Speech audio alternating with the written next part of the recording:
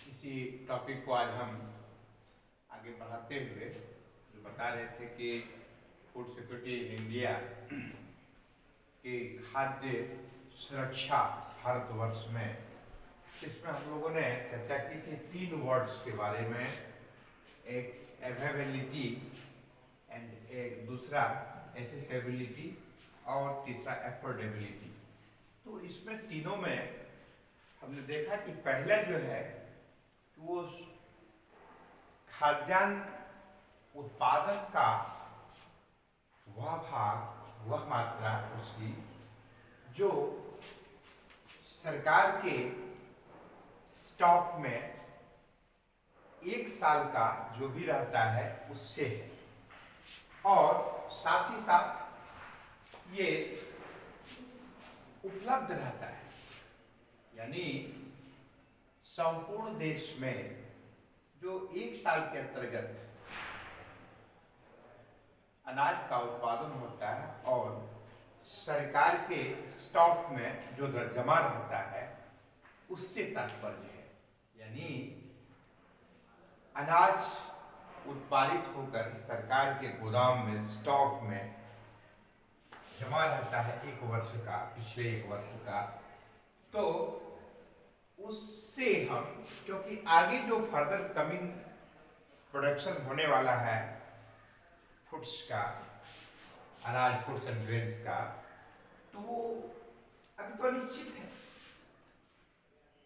क्या होना है उपज, नहीं होना है, क्योंकि जब तक उपज के घर नहीं आ जाता है तो अनाज के बारे में तुरंत अनुमान कर लेना या बता देना कि वो हमारे हैंड में आ गया है, ये जल्दीबाजी हो जाएगी। क्योंकि हम जानते हैं कि कभी कभी फसल तैयार भी हो जाता है पक के, उसके बाद भी जब काटने का समय होता है, तैयार करने का होता है, उससे पहले ही कभी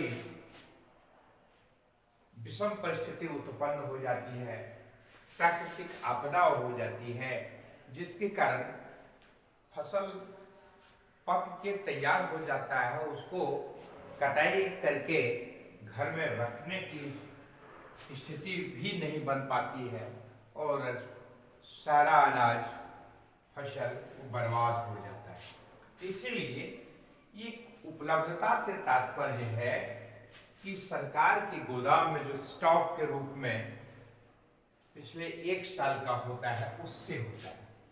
इसीलिए हम खाद्यान्न की उपलब्धता से तात्पर्य 1 वर्ष के, पिछले 1 वर्ष के उत्पादन से जो सरकार के स्टॉक में उपलब्ध रहता है उससे लगाते हैं।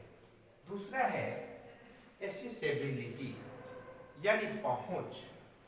सरकार विभिन्न प्रकार के अनाज का जो स्टॉक करती है, तो उस स्थिति में जन जन तक यह पहुंच के अंतर्गत है अथवा नहीं है, यह बड़ा महत्वपूर्ण फैक्टर होता है कि यानी उपलब्ध है किंतु जगह तक नहीं पहुंच पाया है, मैन टू मैन वो उपलब्ध नहीं हो पा रहा है, यह कठिनाई हो रही है। तो इस स्थिति में यहाँ पर फिर एक समस्या उत्पन्न हो जाती है। इसलिए एसेसिबिलिटी से तात्पर्य है जन जन तक पहुंच से, यानी खाद्यान्न है, स्टॉक में है, लेकिन वो है हर व्यक्ति के, एवरी पर्सन उसको आसानी से, एवरी पर्सन उससे उपलब्ध खाद्यान्न के पहुंच में आ जाए, यानी पहुंच जाए, वहां तक आ जाए। तो इससे तात्पर्य है खाद्यान्न उत्पादन हुआ, स्टॉक में है और वह जन जन तक आसानी से उपलब्ध हो जाता है, पहुंच जाता है, व्यक्ति वहां तक पहुंच जाते हैं बिना किसी परेशानी के। तो इससे तात्पर्य है पहुंच से, एसेसिबिलिटी से।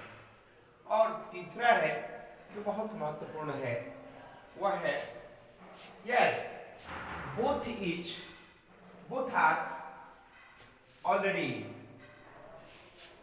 available, already that goods foods and grains are available in the stock, and people are easily go there for the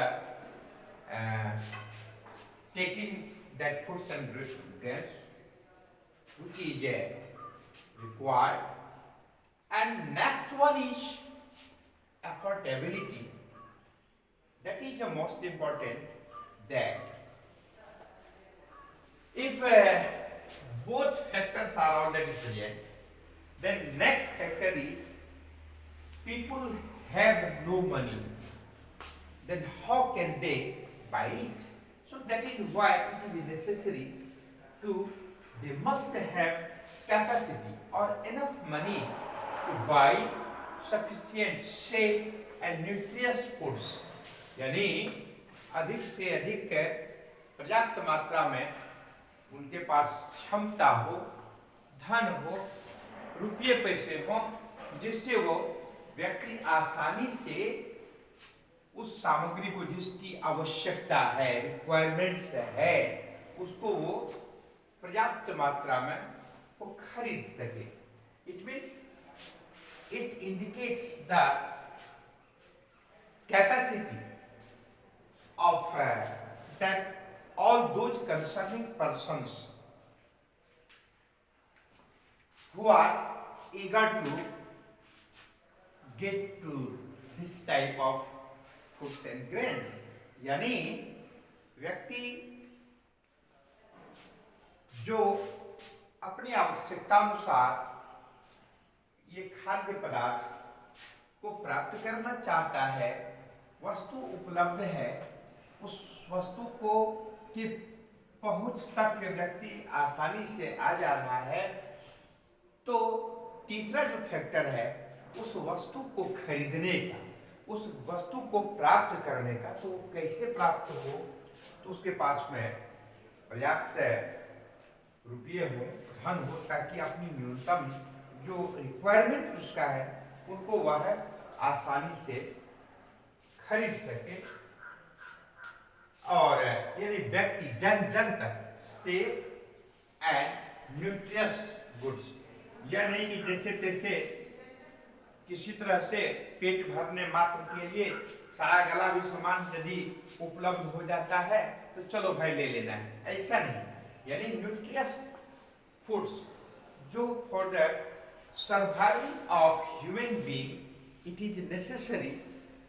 so for buying it they must have capacity to buy it. यानी सामर्थ्य का होना आवश्यक है, सामर्थ्य का होना,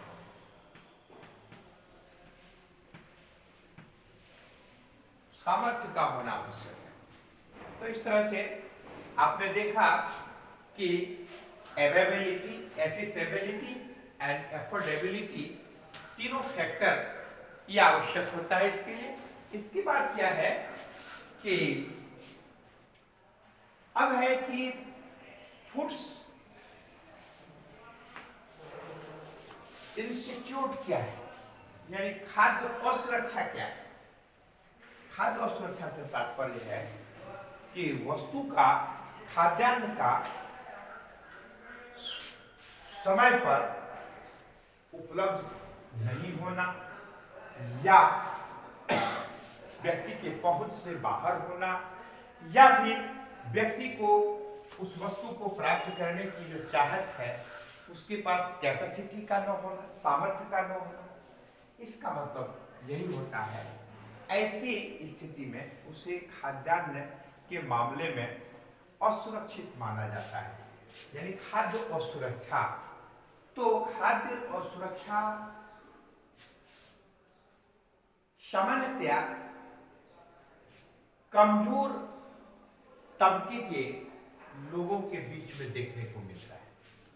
खाद्य असुरक्षा सामान्यतया कमजोर लोगों के बीच में देखने को मिलता है. और उसमें भी क्या होता है कि सामान्यतया ऐसे ही गरीब परिवार के लोग खाद्य असुरक्षा में होते हैं, किंतु कभी कभी जब परिस्थितियां विपरीत होती है, क्लाइमेट के कारण, डिजास्टर के कारण, हैजार्ड के कारण, तो उस स्थिति में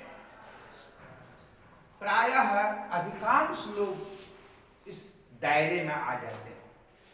तो अगले दिन हम लोग चर्चा करेंगे कि खाद्य असुरक्षा किसमें है, किन किन लोगों में है और किन परिस्थिति में ये उत्पन्न होती है। तो और साथ ही साथ उससे कैसे निवारण हो, मुक्ति पाया जाए, इसके बारे में आज इतना ही। धन्यवाद।